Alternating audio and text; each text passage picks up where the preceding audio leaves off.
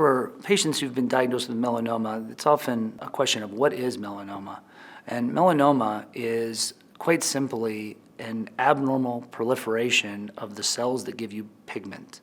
So in our skin, we have several layers, and in one of those layers are the pigmented cells. And those pigmented cells are called melanocytes.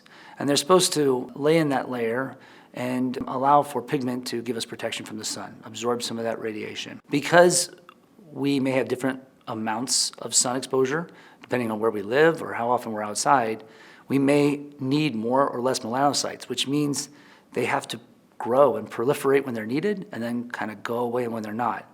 And that coming and going of those melanocytes makes them particularly sensitive to injuries that may occur, and they'll forget that they're supposed to stop growing when the sun's not around and only grow when the sun's around.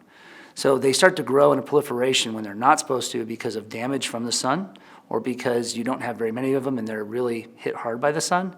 And then that can be a problem. And so as they're growing, they'll sometimes grow into deeper tissues than where that layer is they're supposed to be in. And that is melanoma, when they have invaded through those deeper layers.